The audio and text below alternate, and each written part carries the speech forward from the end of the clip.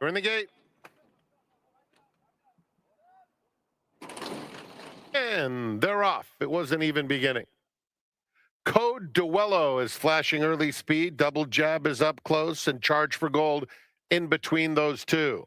Doncic is fourth, now taking the third spot, about 2.5 lengths off the pace. Vancouver is second to last, and Dakota Country at the back of the field. So it's Charge for Gold just in front, pressed by Double Jab. Doncic under a stronghold in third, and Code Duello is relaxed today. He's off the pace, fourth, 4 lengths off the lead. Vancouver inches up on the outside of him to take that fourth spot. Dakota Country is only 4 lengths behind. They move into the far turn.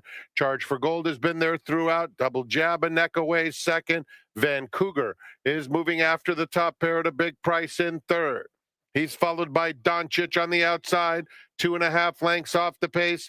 And then Dakota Country with a 1/4 mile to go. It's Charge for Gold on the inside, trying to hang tough.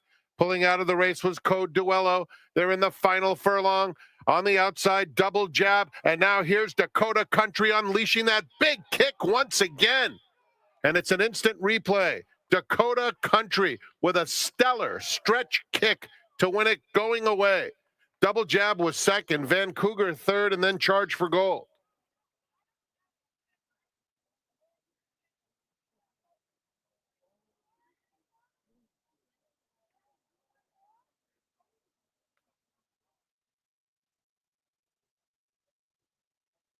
Running time for the opener, 1 minute 15.90 seconds. 27 minutes. We're in the gate.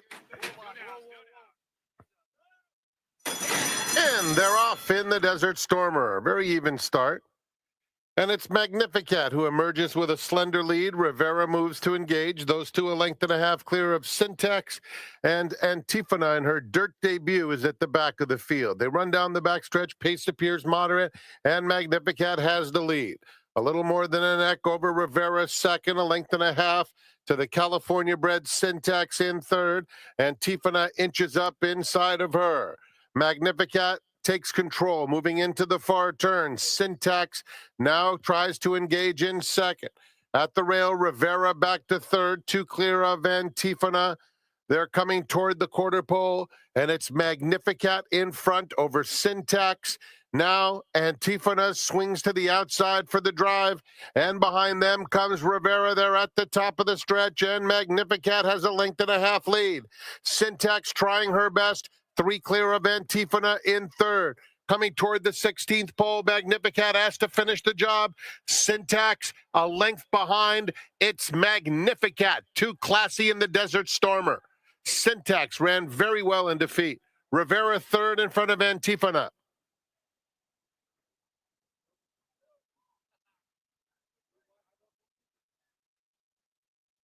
In the third, scratch 4, Jasmina. Scratch 6, Peppermint Dash.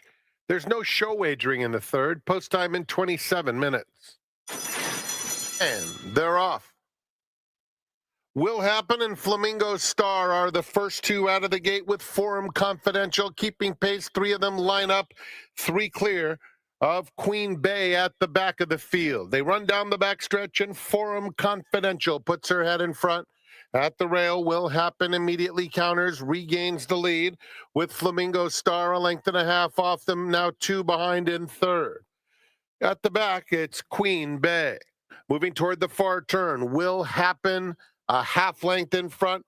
Forum Confidential now a length and a half behind as the favorite tries to put them away now. And Will Happen opens up 3 lengths as Queen Bay hugs the rail and moves clearly into second. Forum Confidential and Flamingo Star top of the stretch for Will Happen. Will Happen by 4 lengths. Good battle for second. Queen Bay, Flamingo Star coming up the fence, but with a 16th to go. Armando Ayuso just holding on with a 4-length lead aboard Will Happen as Flamingo Star closes some ground late. It's Will Happen by 3, and Will Happen confidently handled throughout. It did happen for Will Happen. Flamingo Star second. Queen Bay checked in third.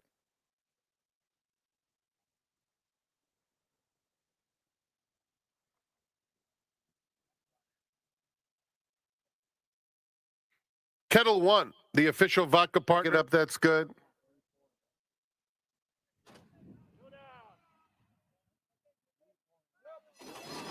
And they're off.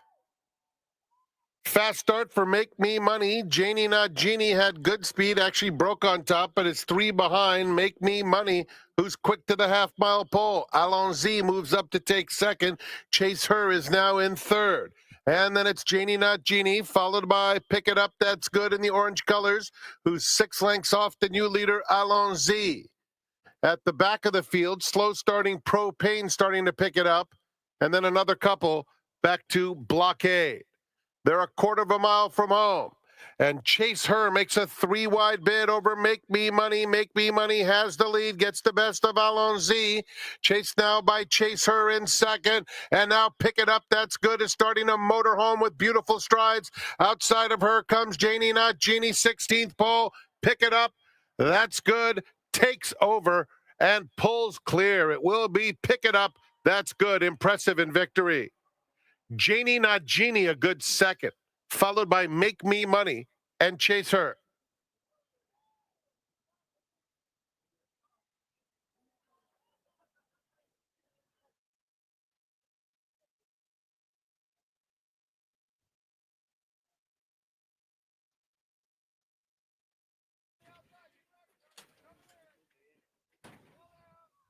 We're in the gate, and they're off.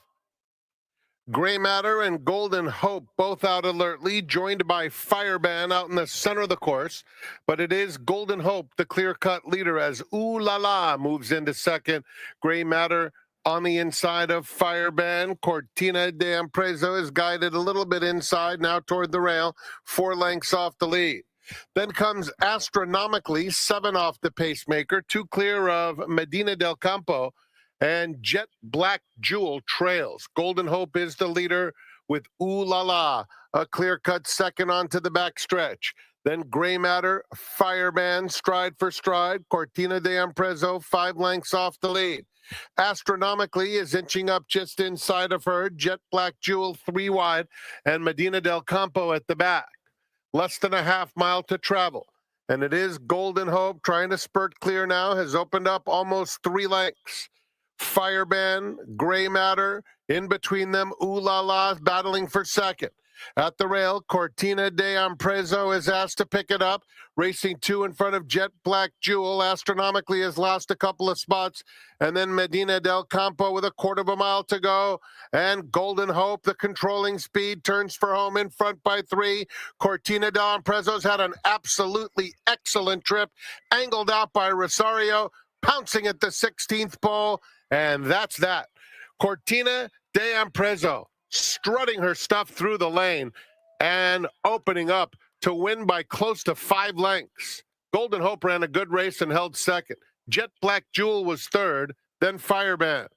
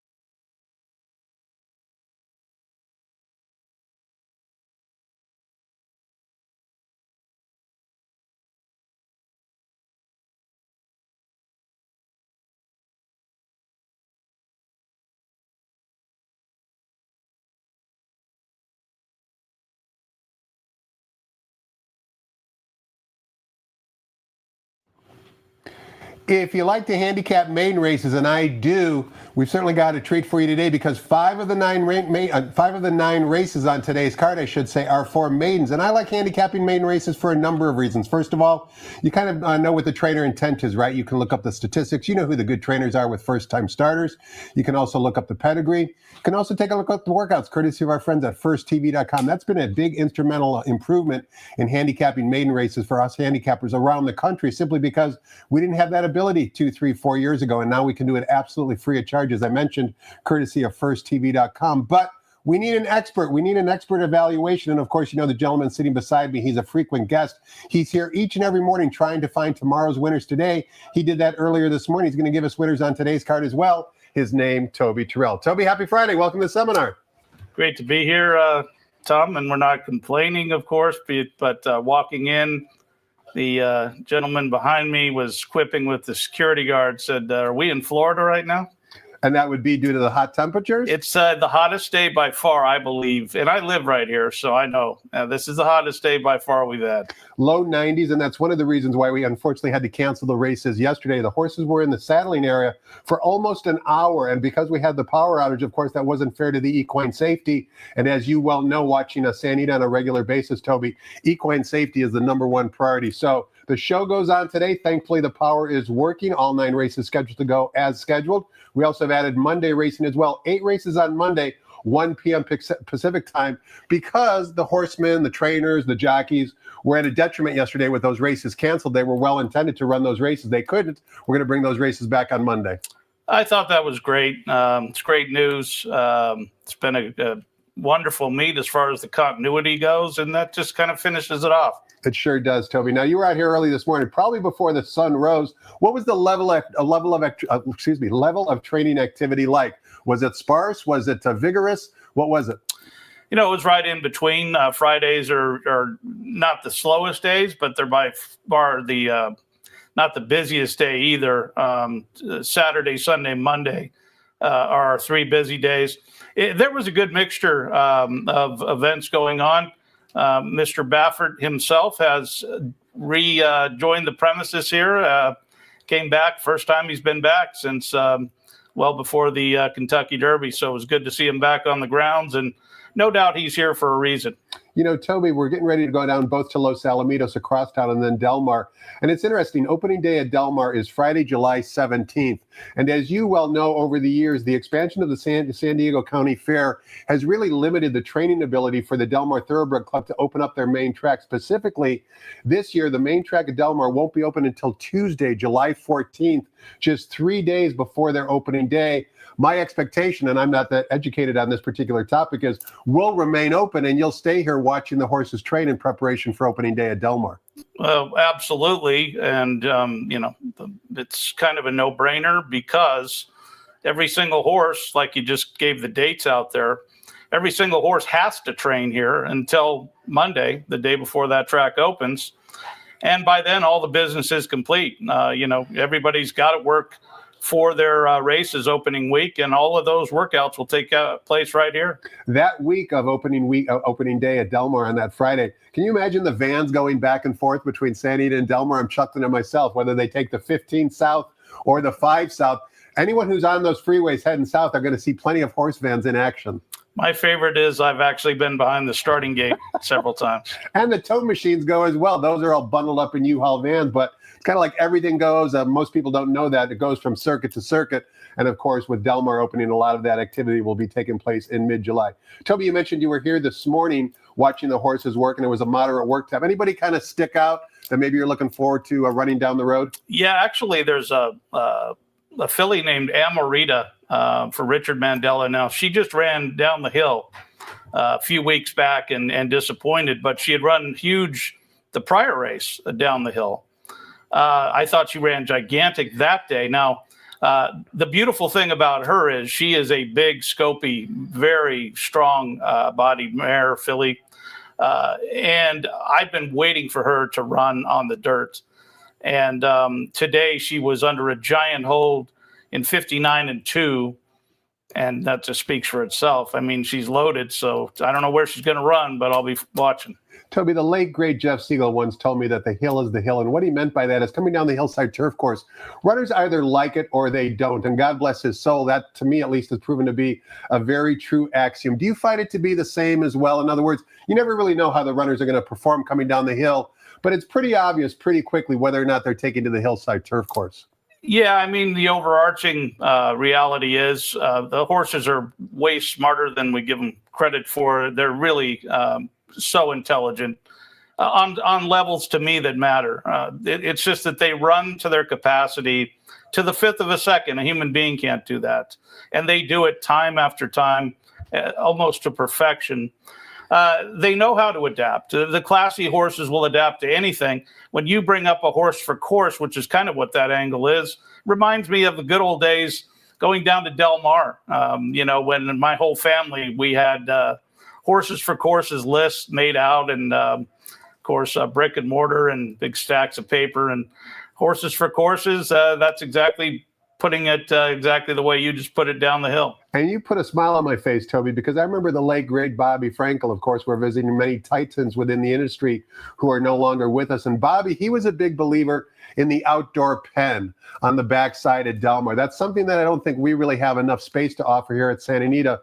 And whether it's the ocean air or whether it's just the surroundings of the environment itself for the horse, Bobby was a big believer in putting a lot of his runners not inside the stalls, but outside in a pen area. Yeah, not only that, but again, in those good old days, they could just walk them right over to the ocean. And there's pictures to prove that. Charlie Whittingham actually was on the doorstep of the Pacific Ocean having a couple of his horses work out. I would have paid a lot of money to be part of that scene.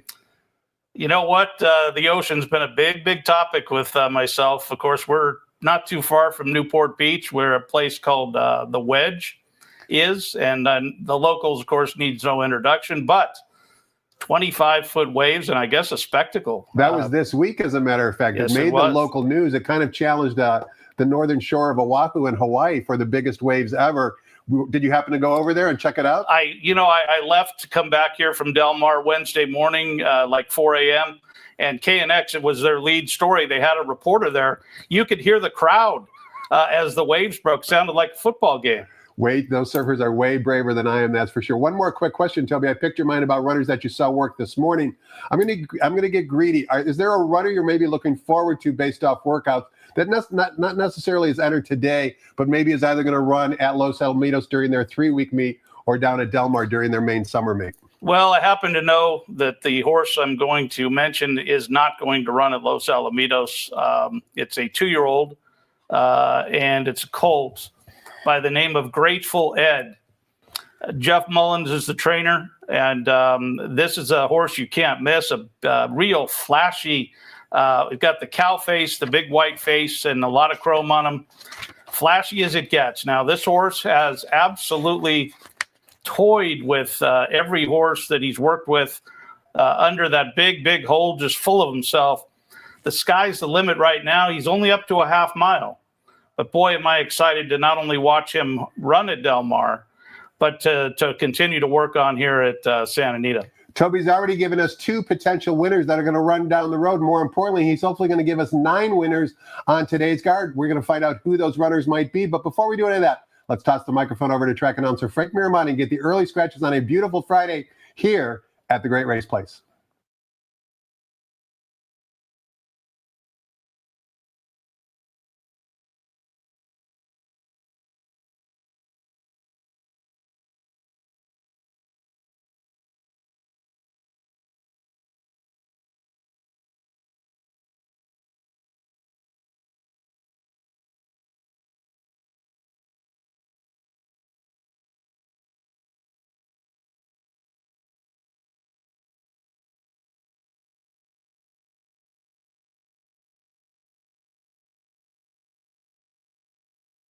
Good afternoon, ladies and gentlemen, and welcome to Santa Anita Park, the Great Race Place.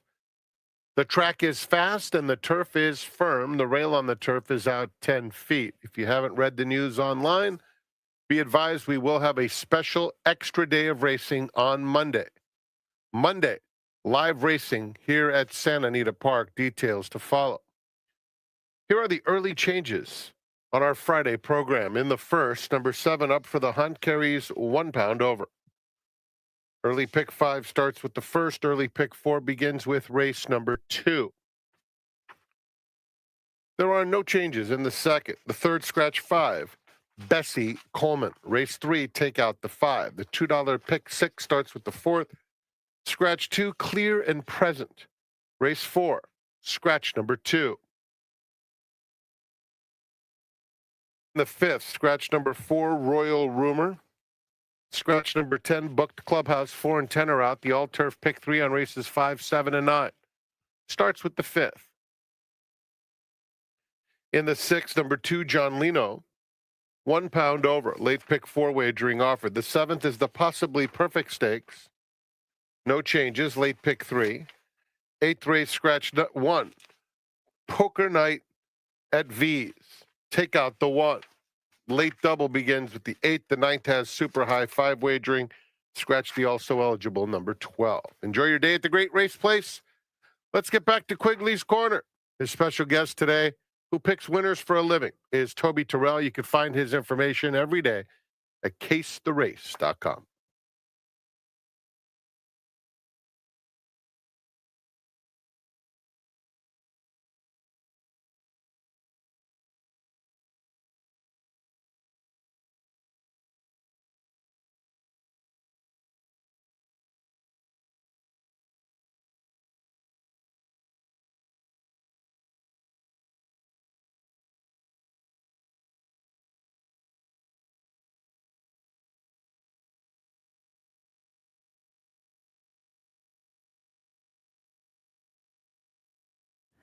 Welcome back. We're talking horse with Toby Turrell. He's a morning clocker and publisher of the Winner's Card. You can find information on the Winner's Card, which is published on a daily basis at the website casetherace.com. Toby highlights key workouts for the runners on that particular card, as well as the top 4 selections for each and every race at Santa Anita here on a daily basis. Toby, we talked about the wedge and surfing and the big waves in Newport Beach. We haven't talked about the World Cup. Of course, kickoff tonight here in Los Angeles is at what they're now calling Los Angeles Stadium, not SoFi Stadium, between USA and Paraguay.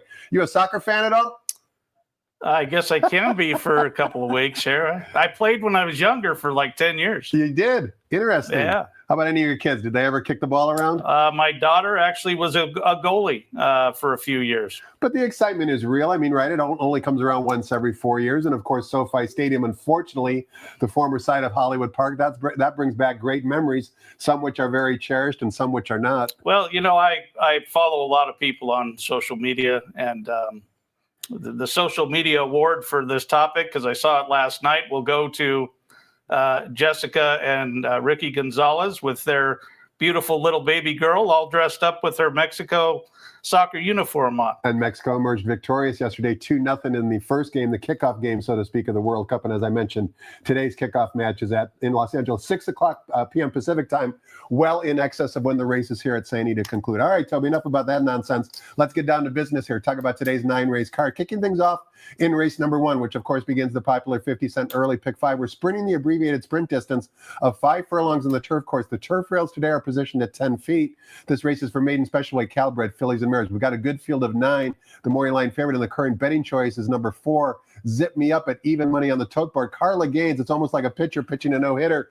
We don't want to jinx her, but we're also waiting for her to get to career win number 800 right here at Santa Anita Park. Is race number 1 going to be the race that she does it? Well, selfishly, I have to say no, because I'm going to go for a price in this race, and I think a very well-calculated price, and that is number 2, Zuzu's Classic Gal. And let me stop you right there, Toby. She's a debuting 5-year-old mare from the Mark Glatt barn, ridden by Abel Lascano. Before we have you continue your analysis of the race, let's take a look at workout for Zuzu's Classical Gal. This was a team main track gate drill back on May 29th, and Zuzu's Classic Gal is going to be on the inside. You see she can break well. If you take a peek down at the final time, they're both moving along at a minute and change. Music Scene, the workmate, is also an unraced maiden from the Mark Glatt barn. Why do you want to show this workout?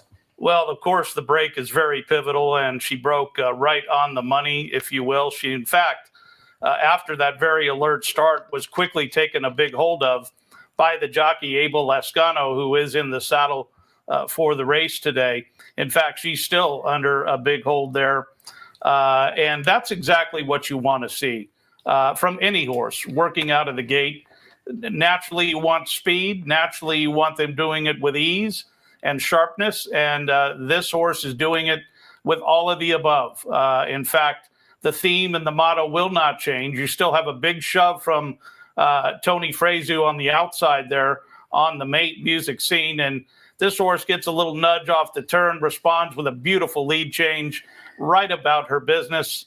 And she sure looks ready to run based off this gate drill. And that workout, Toby, was at 5 furlongs in the main track. Today's race is 5 furlongs in the turf course. Same distance, different surface. You like her on top, but you also get a little love to the Carla Gaines runner, the daughter of Unzip Me. Well, she's going to be the heavy favorite. She's even money right now. She's got the form of the race. She's a 4-year-old, by the way, but she ran a very tactful race last time out. Those tactics are usually golden because she can make her trip. Hector Barrios holds on to the mount, so she deserves on paper to be the favorite. Race number 2 begins the 50-cent early pick 4. We're going 1 mile on the main track for maiden claiming fillies and mares. In for a $20,000 tag, we've got a field of 5. The Maury Line favorite, number 4. Can't say that from the George Papadromo barn, who's 3-5 on the Maury Line. Heavy favoritism like that warranted, Toby? Well, kind of the same motto as the first race. I would say so. I don't know if you ever, in a maiden 20, it's hard to, really imagine 3-5, as it is. However, again, at this level with this kind of a race, if I have anything at all that I believe is live, I'm going to go for it. And I think I do here with the filly right next door named Hard Hearted. The minor trouble note took up on the rail, but wasn't really involved when it happened. Keep in mind that was against 2-3 layers higher in class. Now she's dropping down, but all of that is secondary for me. I'll tell you what, this filly has really improved since the race. She is running now with her head low.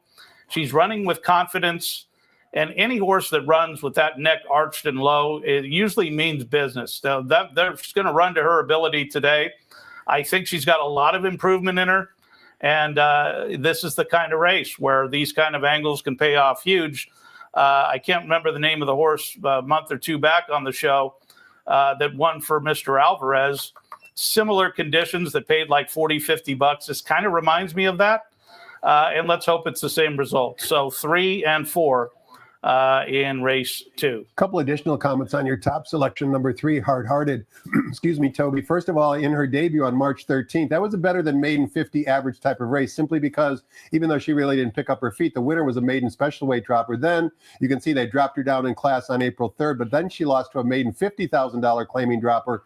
And last time out, she was back on the turf course, back with an increase in class, as you mentioned, with Trouble Trip. One thing I like about Hard Hearted is that she is the only runner in race number 2 in the field of 5 that's going from a sprint to a route, and that kind of fits the pattern that you just referred to with Mr. Alvarez. We've seen time and time again, Toby, whether it's in maiden races or in regular winter type of races, sprinters stretching out, going 2 turns for the first time this meet have done exceptionally well. And you can take it all the way to the breeding line. Hard Spun out of a Will Take Charge mare.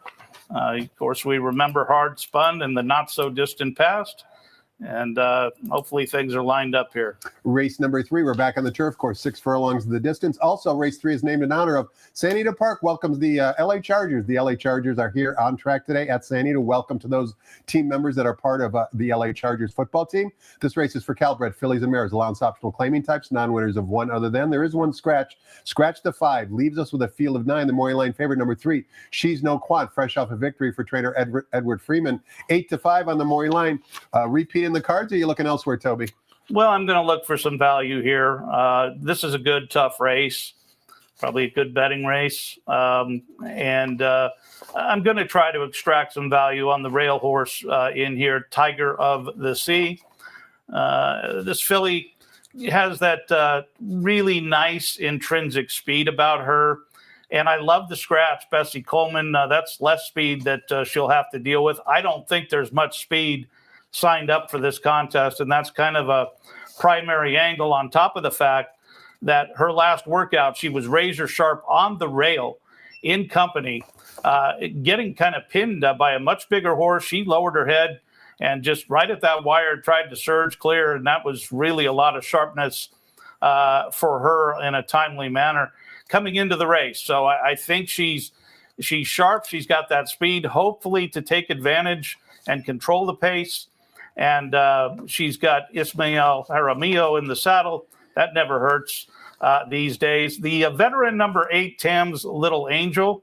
What a genuine mare she is. And I do believe she will come running. She's a 7-year-old now. And, you know, when mares get to 7 years old like this and they've run 47 times and competitive of such, they're really fun to look at because they're big and strong. They're developed. And they, you know, this one's got a touch of class in her own right, the way you could define it. 8-1. Good value, should be my second choice. Toby, a question for you on another 8-1, and specifically would be number 2, Tis Sunrise, going route to sprint for trainer Mike Pipey. We both know the Pipey barn is red hot right now. Last time out, Tis Sunrise broke from an outside post, going 2 turns and emerged victorious. Since then, there's been 2-3 furlong works basically on the training track, maybe trying to get more speed into her. Have you seen her in the morning, and do you think she can do it today? Yeah, I've seen her in the morning. She's kind of looks the same. You know, my bottom line for her is that the running line where she broke her maiden, Jacqueline Lucas and All in the Game. Jacqueline Lucas, I believe, is still a maiden and really disappointed in the last few weeks. So from a class standpoint and a form standpoint, she's really, in my eyes, taking a huge run up the ladder. Race number 4 begins the $2 pick 6. We're sprinting 5 furlongs on the main track for the babies. Maiden special weight 2-year-olds. It's a field of 5 after the scratch of number 2, Clear and Present. Morning line favorite down on the rail from the Bob Baffert bar. Number 1, Nair, who is even money on the tote board. Toby wanted to show a work for Nair. This one, once again, was a team main track gate drill on May 29th, same day as the workout we showed in race number 1. The time for this, the distance also was shorter, 4 furlongs, 46 and change. They're moving right along here. That's Nair on the outside. Yeah, they're smoking here. And the rail KK, as you pointed out to me earlier, is on the also eligibles, an older horse, an older filly that is a 5-2 favorite there. With that said, this filly is being asked at a colt at a ripe age here to really do something. I think they wanted to see what he would do. They let the older horse get in front. They're flying. And this horse, instead of, maybe throwing in the towel and just being outgunned, outfooted, you name it, this horse lowers his head and really finishes up strongly. This is racehorse time, even for an older stake horse. This is an unraced 2-year-old colt that has been trained and honed way more than any other horse in the race. Of course, that's Bob Baffert-esque. J.J. Hernandez aboard, a very heavy favorite and a horse that has really been cranked up. So I like him a lot. The horse that I thought he had to beat right next door is Scratch. So now it almost looks all too easy. Toby, trying to get my voice. Excuse me for trying to clear my throat on air. My apologies. You can see Mr. Zaydan wrote a check for $850,000 at the OBS March sale just a few months ago. This is the dam's first foal. I can tell you that the dam herself won her debut at Gulfstream Park West. That's the old Calder race course at 5.5 furlongs. So there is some precocity there. What I wanted to ask you, Toby, is as you're looking at the workout pattern for Nair, you can see that Bob immediately brought him to Santa Anita. I don't really follow Bob Baffert that closely with all of his 2-year-old starters, but my impression is a lot of times he starts them off at Los Alamitos and then sharpens them up here. Are you surprised that this horse didn't go to Los Alamitos first? Well, I think the reason for that is the fact that he knew this horse was going to run here before the meet ended. There was no purpose really at that point in going to Los Alamitos because of that fact alone. Now he's shown this speed for a month now. I mean, I should just quit talking because he'll break slowly. But anyway, no, I'm hoping he's just gone off the rail here. And looking through the field and the pedigree and the breeding, Toby, in race number 4, there's a couple of sires who kind of catch my eye. First of all, the sire of number 3, Kenny 10, Drain the Clock, a freshman sire who has high expectations. I had Scott Hazelton, who's very familiar with the pedigree game, talk about the perhaps potential for Drain the Clock. And on the bottom, Vacoma needs no introduction. 2 very exciting stallions who are well represented in this race. Yeah, in fact, I didn't mention it, but number 6, with the scratch of the 2-horse, number 6 is my second choice. And he's shown a little bit of something in the morning. And, if the favorite doesn't have his day today, he'd be my horse. So he'll be a big price. Race number 5 begins both the 50-cent late pick 5 as well as the $3 all turf pick 3. We kick off both wagers in race 5, sprinting 6.5 furlongs on the flat turf course. This race is for maiden special weight Calibreds. There are 2 scratches. Take out both 4 and 10. Number 10, Book Clubhouse, was the original 9-5 morning line favorite. Also take note, number 8, Seaver Way, is a first-time gelding. Favoritism likely to fall to number 2, High King, from the Gary Studibart, although that is yet to be determined. Before we get your thoughts of the race, Toby, I wanted to show a replay that 3 of these runners in today's race exit, and that specifically would be a race back on May 10th. And the runners that exit this race are Debbie's Getting Hot, as well as runners on the outside, both De Facto and Hit the Track Jack. We're going to watch this replay and watch all 3 perform. What I really want you to pay attention to, not that necessarily any runners had any sort of trouble, is pay attention to Debbie's Getting Hot. In this particular replay we're about to watch, she finishes a good second, breaking from post position number 6. And the winner comes back to run an identical Beyer speed figure, winning his next race as well. That would be a runner from the Peter Miller barn. So let's listen to Frank Miramati describe the action back on May 10th. Watch Debbie's Getting Hot and De Facto and Hit the Track Jack all perform in this replay. But pay attention to number 6, Debbie's Getting Hot. They're off, and Matt at 5 rockets out of there. Debbie's Getting Hot has some early interest too, and just in behind them, Hit the Track Jack has come to join the fray, and Hit the Track Jack comes through to challenge the heavy favorite Matt at 5. Debbie's Getting Hot now 3rd, and then it's Dazzlecom in 4th, 5 lengths off the lead. It's another 2 back to Confidence Man, Heroic Dose 2nd to last, and De Facto moving up inside of that group. Hit the Track Jack is the long shot leader into the far turn. Matt at 5, a half length back in 2nd. Then Debbie's Getting Hot, who has 3.5 or 4 lengths to make up midway on the far turn. Dazzlecom is down at the rail, racing a joint 4th. De Facto 3 wide on the outside of Confidence Man, and another 4-2 Heroic Dose. They're at the top of the stretch, and Matt at 5 can wait no more. Matt at 5 takes over. Debbie's Getting Hot running a good race, moving into 2nd inside the final 1/8 of a mile. And this front-running favorite, Matt at 5, is very green, but still in front by 3. Matt at 5 will prove too strong, and there's more there. Toby, no one was beating Matt at 5, the 3-5 favorite, as we just saw. But Debbie's Getting Hot ran a good second. It was the best career Beyer speed figure that he's ever run up to this point. But you're going in a different direction. You like a couple other runners that are not exiting that replay we just watched.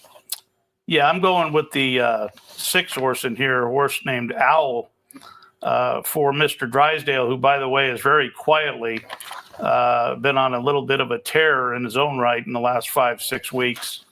But with that said, this is a situation where reading between the lines on this horse's debut, which is better than looked, he was parked far, far outside in the 12 post. He was actually moving with the winner at the time, and then he started to lug and get green, or he'd have been a lot closer. He only got beat 2 lengths.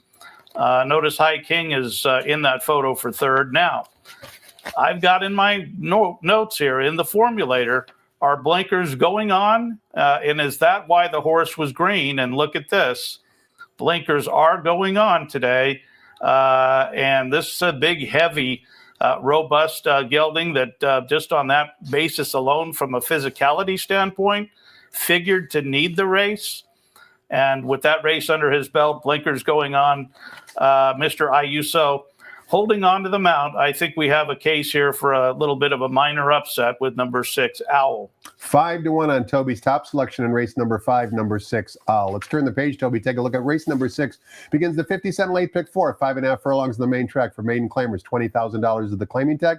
2 first-time geldings, 4 and 6 are both first-time geldings. Number 6, Attack Now, is the even money favorite. Another heavy favorite in a field of 9. Warranted or not?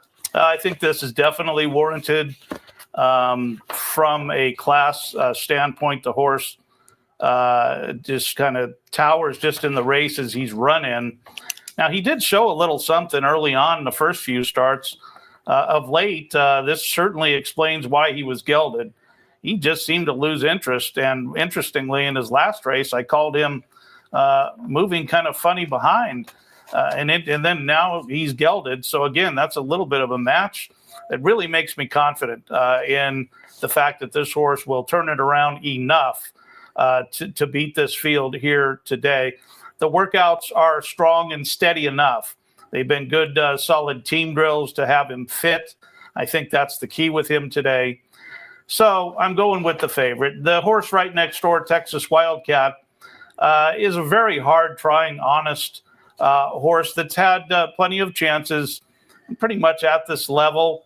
But he's got good tactical speed. He's got a really hustling jockey aboard and Mr. Frey.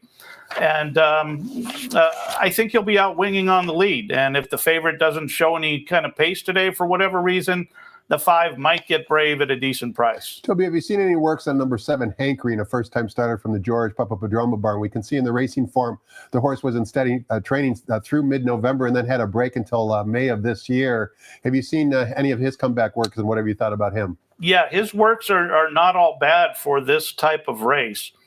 Interestingly, this horse was trained by Ryan Hansen last year at Del Mar. I remember seeing him train. And this horse and a few others were transferred to Mr. Papadromo. He's actually my third choice in the race. And wouldn't be impossible, kind of on the same logic that I used for Texas Wildcat. Race number 7 is our feature race on today's card. It's the $100,000 guaranteed, possibly perfect stakes, going 1.25 miles on the turf course for fillies and mares. Race number 7 also begins the $3 late pick 3. We've got a talented field of 9. Number 8, Hey Jesse, the talented Calbred from the Sean McCarthy barn, is the lukewarm 7-2 Maury line favorite. Give us your thoughts on race 7, Toby. Yeah, an interesting race to try to handicap and figure out here. I mean, you've got horses of all dimensions, and it's like, whose day is it today? I mean, Hey Jesse, sharp in winning last time out, but I'll tell you what, that was sure a hard fought win. I loved her that day, and boy, it just looked like it took every inch to get her there. And I do like the fact she's come out of the race healthy. There's an axiom, of course, that when you can run this distance, that's a huge advantage over everything else. But right next door is a horse called Kentucky Gal. This is a 5-year-old mare for, speaking of probably the hottest trainer on the grounds, bar none, and that's Phil D'Amato. She has some workouts where she really has meant business since that comeback race. And she is no stranger to this layout. You can see that right there in the past performance lines. And so she's proven at the distance. She's got the class, and she's got the sharpness in the morning with Mr. Frazu in the saddle, and she's got the hottest trainer on the ground. So all those angles in a tough race like this, a very hard race to me to handicap. That's kind of why I'm swayed to the 9 horse over the 8 when all is said and done. Another mid-sized price for our seminar guest, Toby Turrell, number 9, Kentucky Gal on top at odds of 5-1. Follow-up question for you, Toby, related to another runner in the possibly perfect. That would be the Invader, number 6, Dreamin' of ABBA. Of course, no turf works here at St. Aid, and she only has 2 main track drills up to this point for new trainer Leonard Powell. Have you seen her in the morning at all? Yeah, boy, she had a really nice workout there on June 6th. She made a big looping run. Now, the thing is, what's tough to figure about it is it was only a half mile right on the race. So, therefore, I don't know what quite to make of it today. Be watching her closely, though. That's for sure. Race number 8, we're sprinting 6 furlongs on the main track for starter optional claiming types. Race 8 also begins the $5 late daily double. Scratch the 1, Poker Night at Eves. Leaves us with a field of 7. The morning line favorite at 8-5 is number 6. Getting By from the Sean Williams barn. Juan Hernandez in the saddle. Before we get your thoughts on the race, Toby, you want to show a workout for another contender in this race, specifically for number 4, Mega Moon. This would be a solo main track drill back on May 14th. Hector Barrios is in the saddle this afternoon. Why do you want to show this work? Well, this is just a fun horse to look at, number one. My kids have always been fascinated with gray horses. Just like Dave Portnoy. Right. There's something there. And this is just a pretty horse. Moves pretty, acts pretty, and races pretty when all is said and done, and very sharp. Look at the rider here, just gearing this horse down, basically a very tight hold of that bit and rein. And just in between these workouts, watching this horse gallop, he just has been a joy to watch, and hopefully he gets the winning trip here today, which he'll need to win this race. I've got a colleague of mine, Ron Ellis, has a couple of great horses, and one thing I've been very gifted with that's made this profession what it is for me is identifying horses.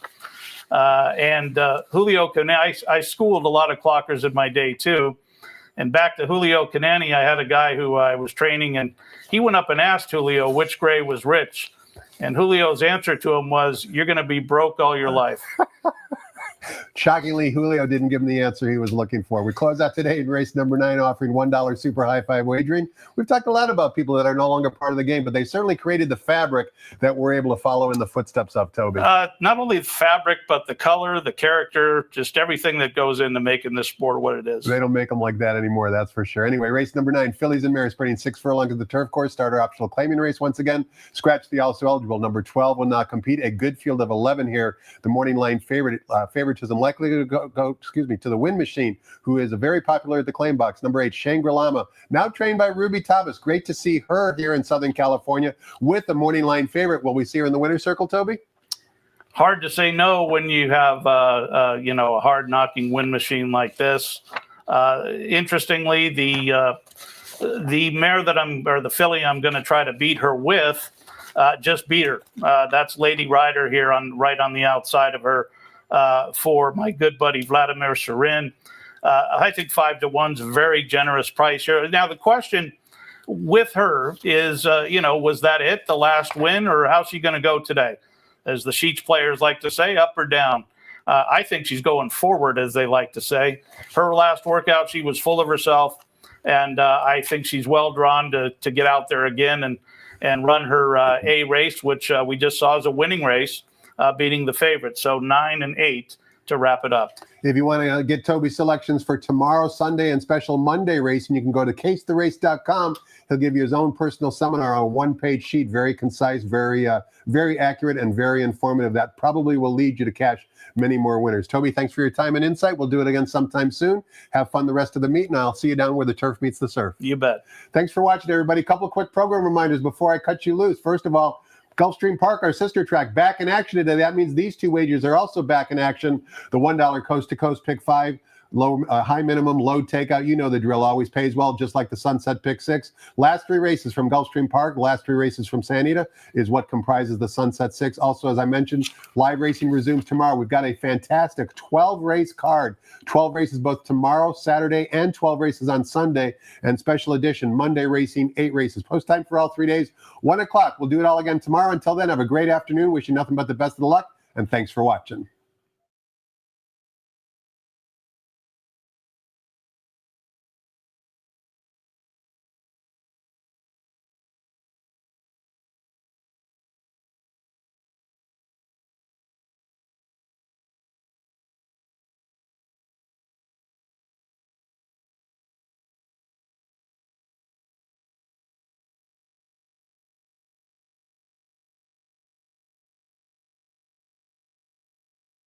Ladies and gentlemen, please rise for our national anthem.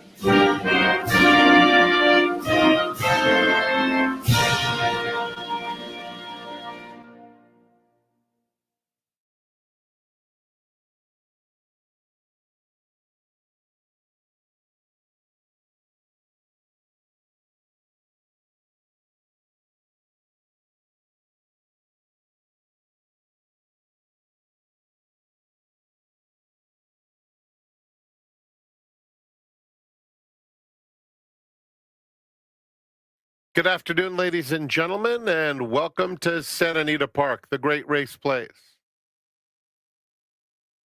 The track is fast and the turf is firm. The rail at 10 feet on the turf course conditions brought to you by John Deere.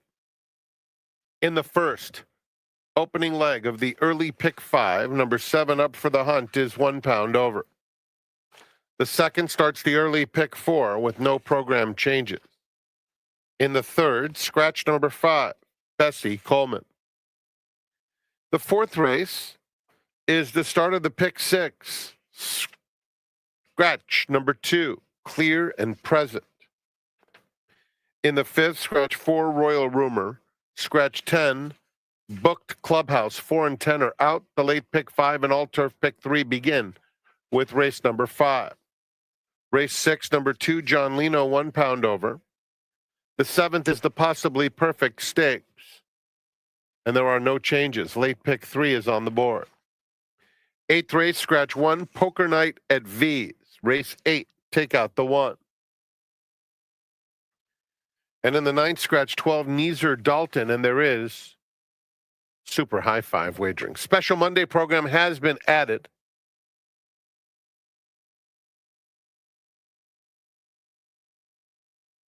And here are the upcoming race days.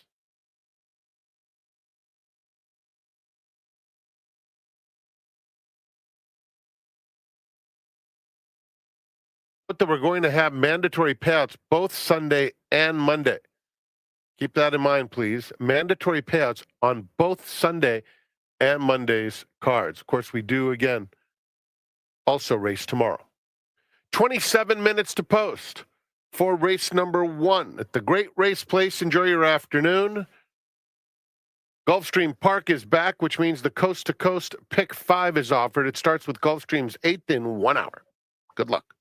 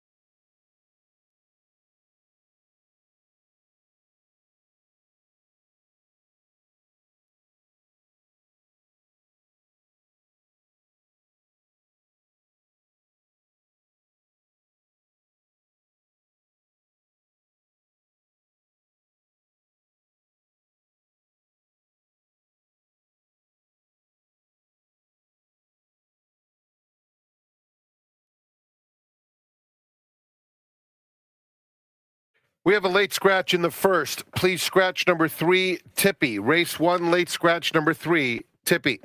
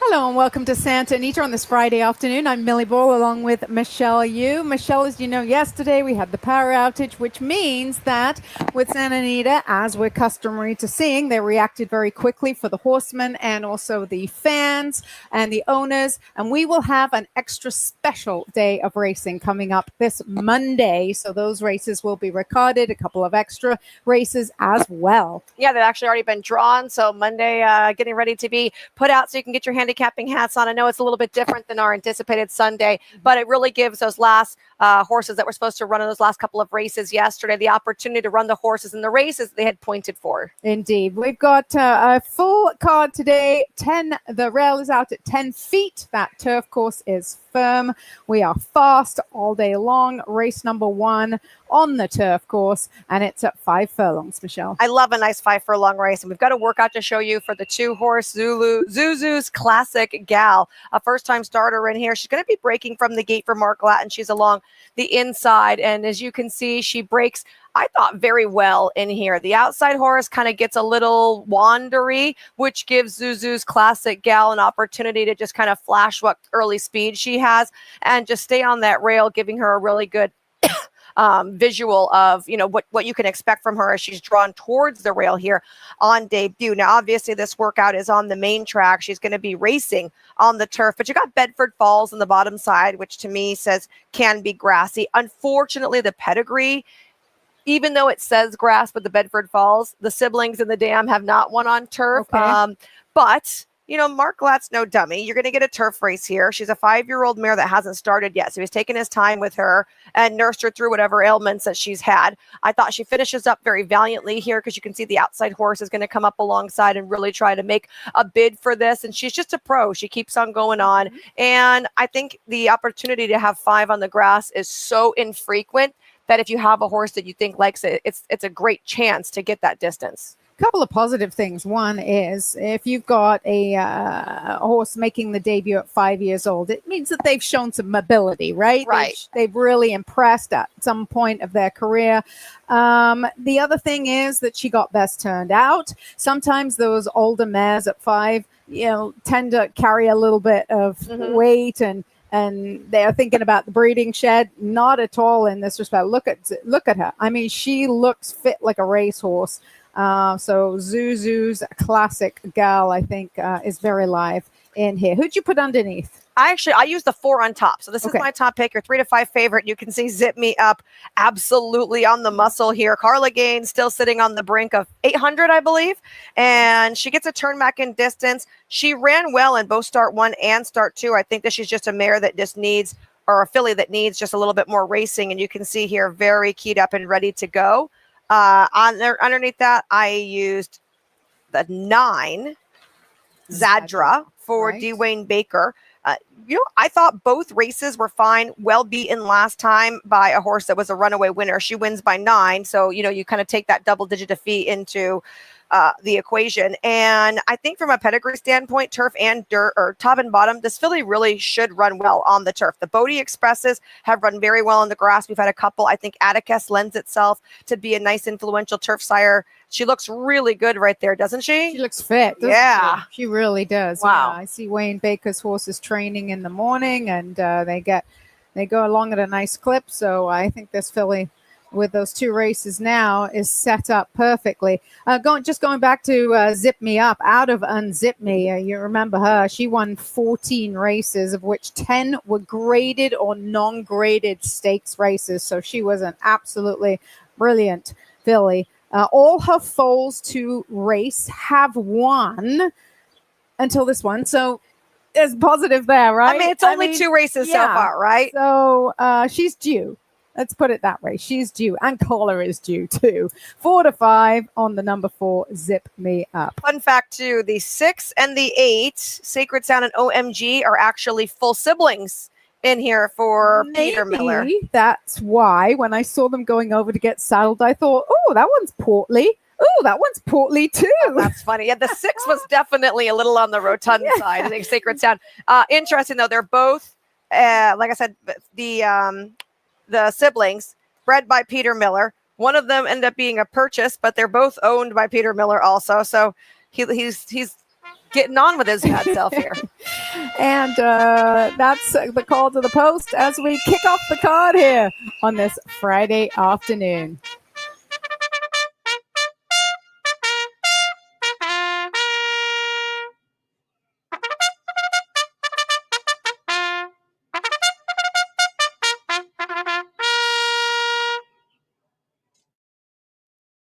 Rick Tyree brings him onto the track for the first late scratch in the paddock of number 3. The early pick 5 begins in 8 minutes.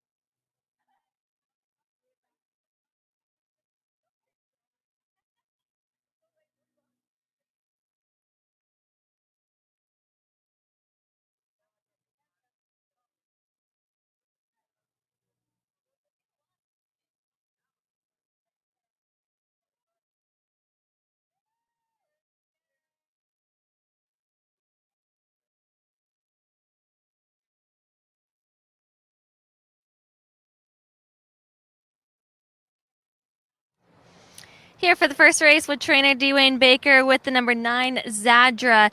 She's run 2 really good races on the main track, and then you put her onto the turf today. What was the reasoning for that? I think her best works have been on the Tapeta, so I thought I'd take a shot. Plus, I think 5 furlongs is better. So that's our angle. You have Epifanio Garcia aboard today.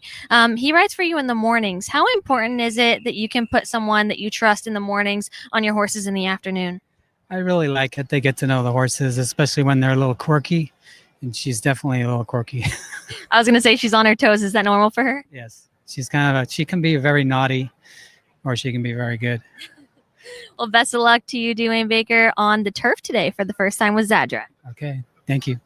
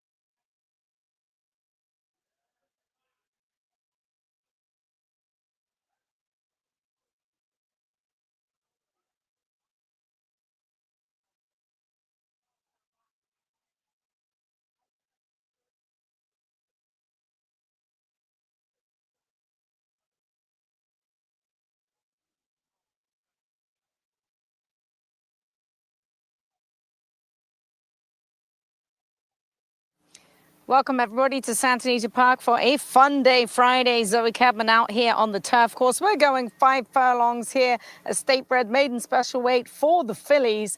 The rails are set at 10 feet. And let's take a good look at Zadra here. Nice to hear from Dwayne Baker. Good job, Jess. You got way more out of him than most people usually do. Dwayne on. Zadra looks good out here. And firmly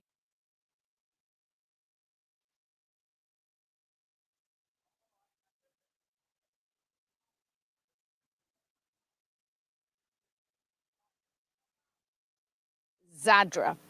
The 8, OMG for Peter Miller. Now, he hasn't dropped this one yet, even though he is the breeder and the owner, which spells good things for me. This horse looked very sharp in the warm-up. In fact, looks way better in person than she does on paper, because you look at that paper and just simply toss it away. She gets Belmonte to ride, and she just looks sharp. That's all I can really tell you about her. We'll see how she runs. The 7 is up for the hunt. Got a really nice solo warm-up, a good warm-up for this daughter of Sir Prancelot. I expect her to show a little bit of speed. And then finally, the 2, Zuzu's Classic Gal for trainer Mark Glatt. If you're worried about her from a fitness standpoint, she looks as fit as a fiddle, and will get Abel Lescano to ride. Fillies approaching the turf course for the first time today on our 9-race card. Wishing everybody the best of luck.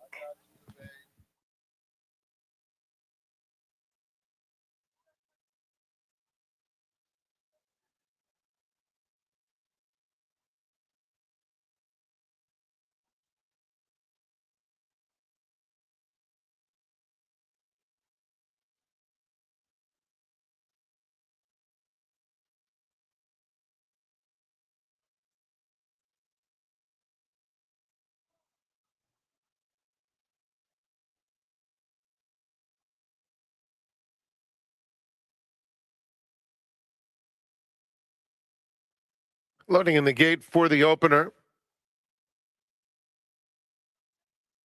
This time it's Santa Anita. Zip Me Up goes in. Prohibitive favorite at 2-5.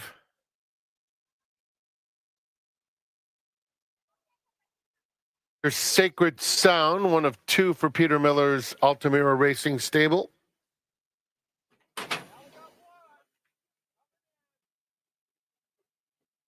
Zadra to the outside.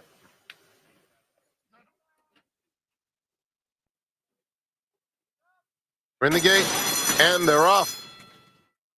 And Zip Me Up had a smooth start. Zadra immediately challenges, and in between them, Sacred Sound takes second.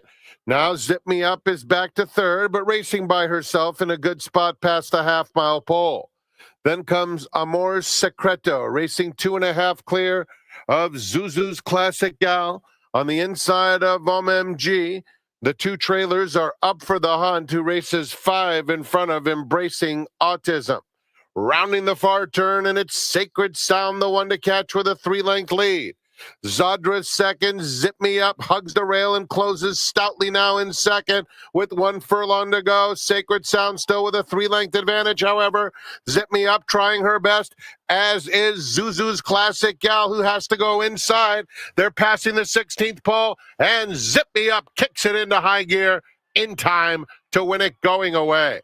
Photo for second ends up going to Zuzu's Classic Gal, who ran a big race in defeat. Third to Sacred Sound. Distance to the photo for fourth between Up for the Hunt and Zadra.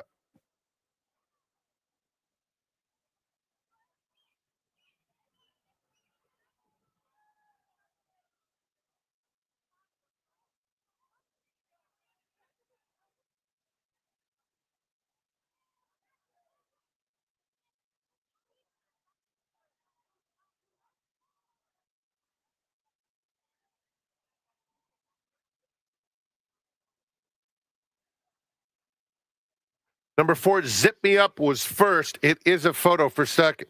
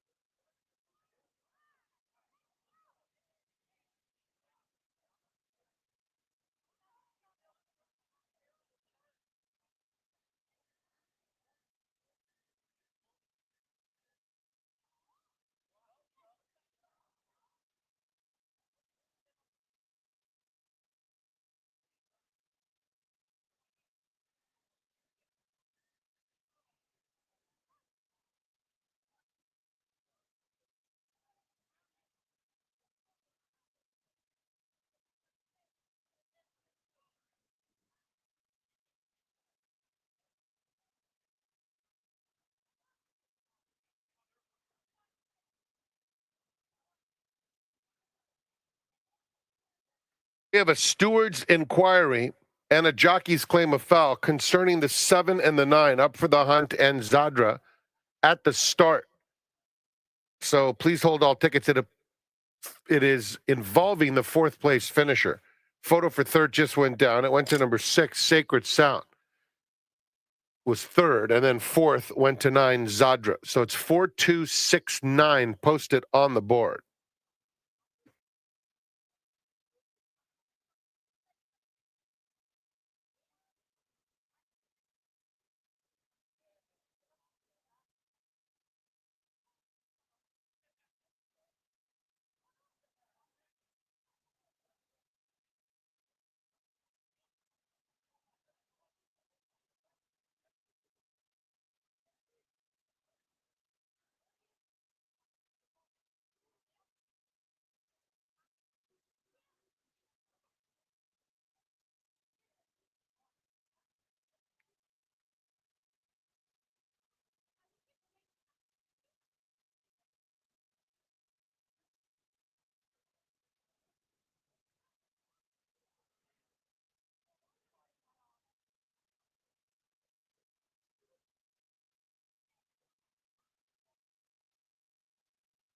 Now entering the winner's circle is Zip Me Up. She is a 4-year-old chestnut filly by Om out of Unzip Me, owned by Ali Sam Racing and Harris Farms Incorporated.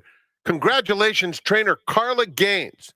An incredible achievement. 800 career wins for Carla Gaines, and so fitting with the amazing work she has done for Harris Farms to get one with a Harris Farms homebred. Zip Me Up, bred in California by Harris Farms, as well as Don Valpredo and Marty Jones. Santa Anita Park congratulates and salutes Carla Gaines on the outstanding achievement of 800 wins.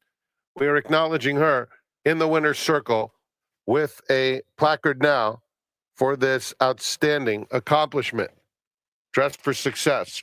Zip Me Up gives Carla Gaines number 800, and she is posing for pictures now.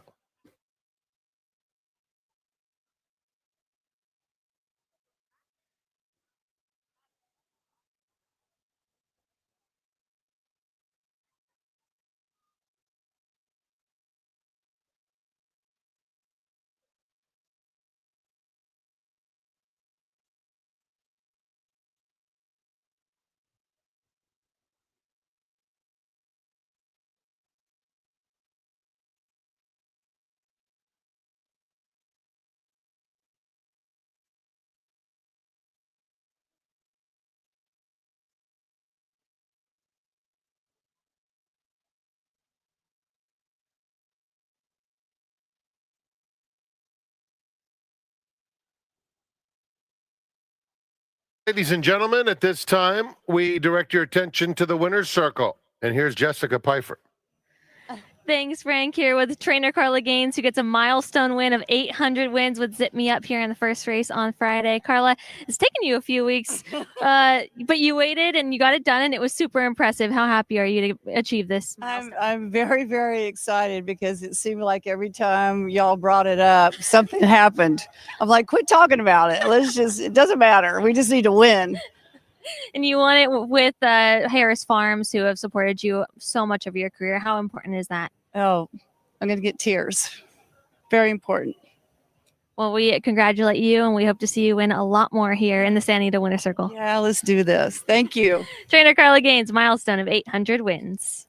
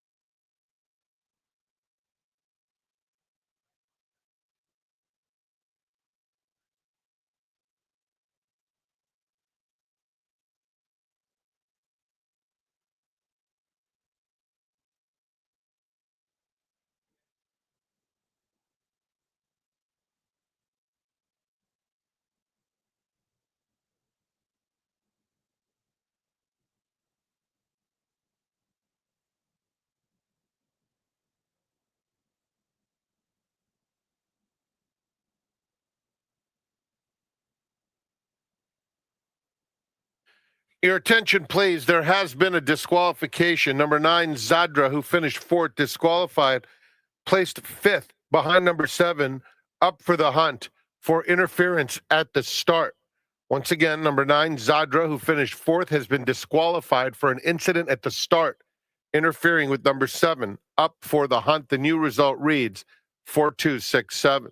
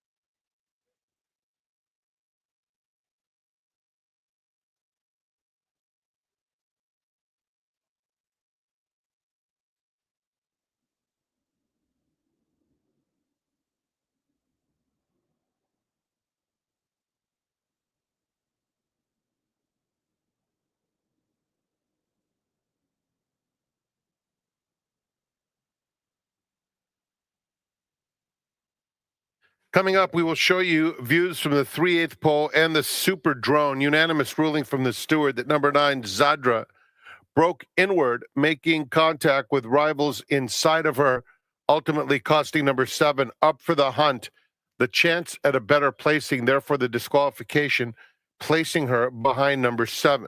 Again, unanimous ruling from the stewards. Number 9, Zadra, broke inward, making contact with inside rivals, ultimately interfering with number 7 Up for the Hunt and costing her a chance at a better placing.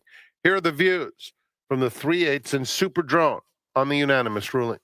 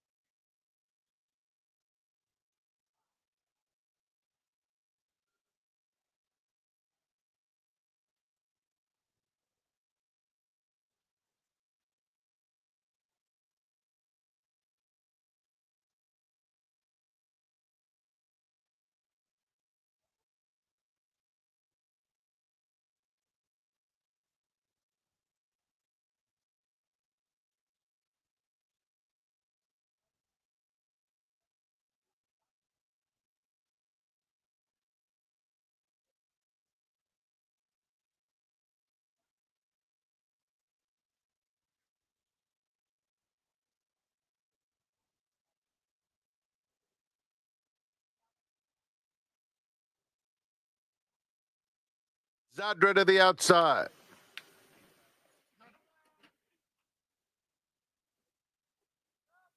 We're in the gate, and they're off.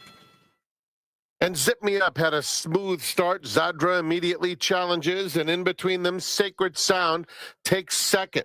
Now Zip Me Up is back to third, but racing by herself in a good spot past the half-mile pole. Then comes Amor's Secreto, racing 2.5 clear of Zuzu's Classic Gal. On the inside of OMG, the two trailers are Up for the Hunt, who races 5 in front of Embracing Autism. Rounding the far turn, and it's Sacred Sound, the one to catch with a 3-length lead.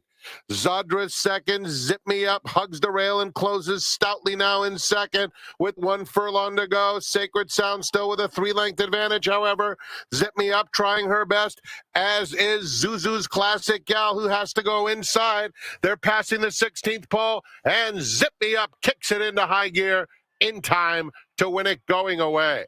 Photo for second ends up going to Zuzu's Classic Gal, who ran a big race in defeat. Third to Sacred Sound.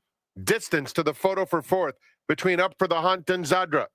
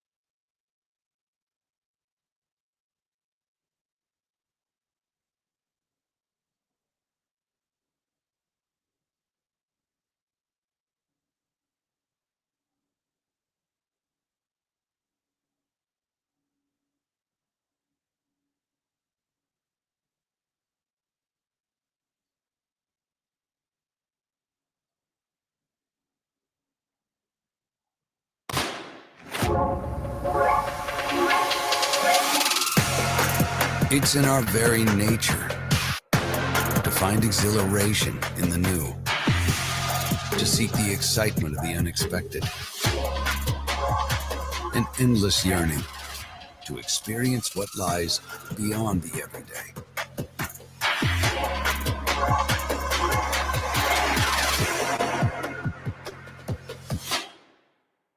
The first coast-to-coast Pick An 5. attractive Pick 5 sequence featuring Gulfstream Park. And Santa Anita Park. Player-friendly 15% takeout. A $1 minimum. Big pool. Huge payout. First coast-to-coast Pick 5. Every Friday through Sunday.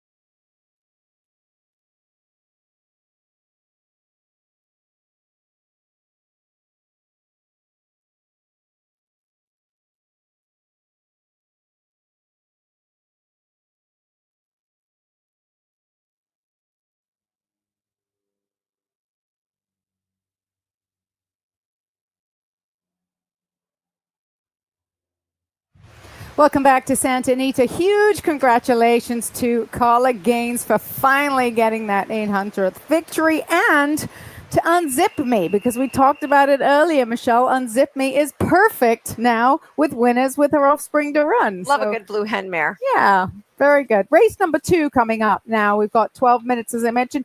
The favorite in here is the 4-1-2. You and I see the race the same way as the public do. 4-5 in that order. Let's start with Can't Say That. No, she's just been knocking on the door recently. She was the odds-on favorite in her last 2 and did disappoint. So if somebody's going to give you pause, it should be that.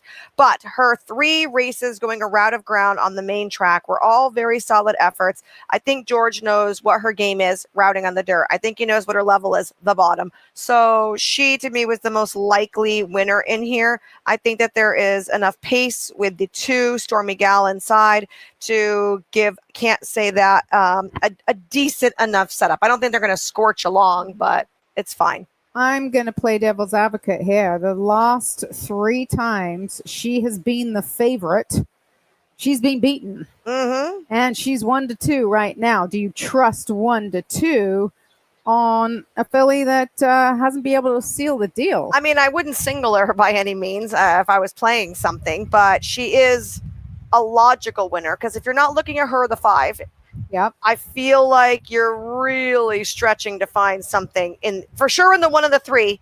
That would have to be just a complete form reversal. The 2 had 1 good race 2 years ago, but it runs through the outside 2 horses.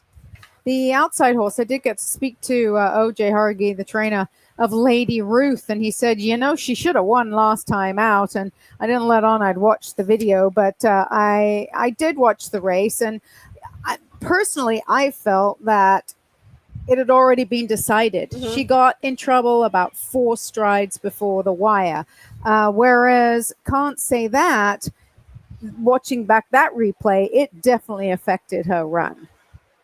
Yeah, I mean, it did, but also she's had opportunities with nothing going on and hasn't won. Yes, so, true. I mean, with the exception of the time that she's the one that caused the issue where she jumped over the inside rail, right? So she's had opportunities that she has not been able to convert without problems. What if the number 2 at 4-1, Stormy Gal, is able to show her customary speed, and she's got 5.5 furlong speed, and she is fitter now with that race under her belt off an awfully long layoff, and she forgets to stop?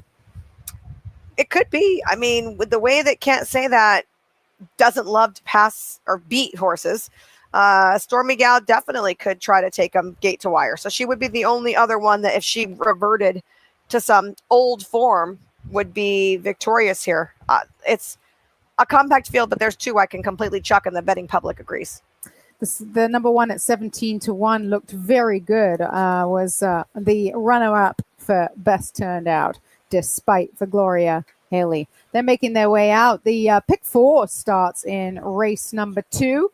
And later on, we'll have that late pick 3, races 7 through 9 with that $3 wager. And we've got we've got all sorts of things going on. Talk to me briefly as they're heading out about the guaranteed payouts.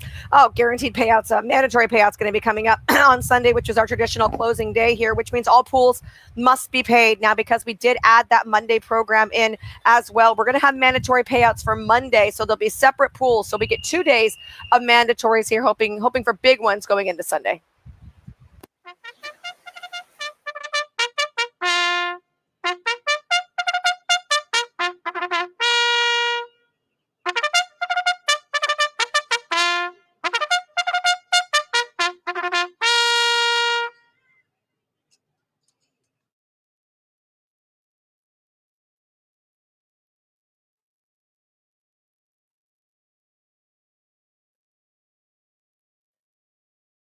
The horses are on the track for race 2, named for Mr. and Mrs. Hufner's home stretch to forever.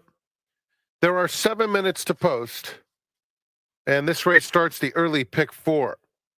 Cy Games is an official sponsor of Santa Anita Park. Cy Games' mission is to bring you the best in entertainment through games, animation, comics, and more.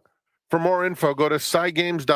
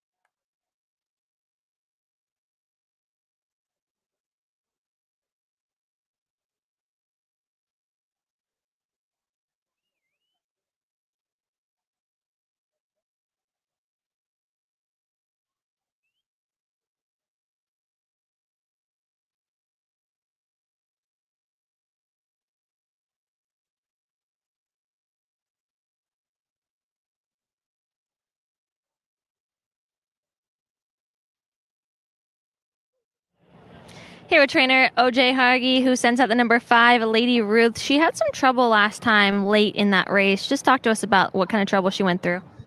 Well, she got a little bump there when she was making her move, a little bit there.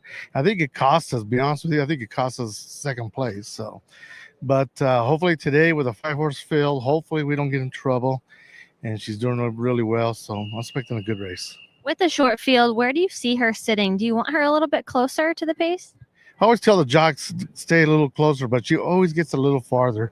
So I'm hoping, I just told them right now to try to stay a little close and see where we're at. But we'll see where he puts her at, We wish you the best of luck, OJ, with Lady Ruth. Thank you very much.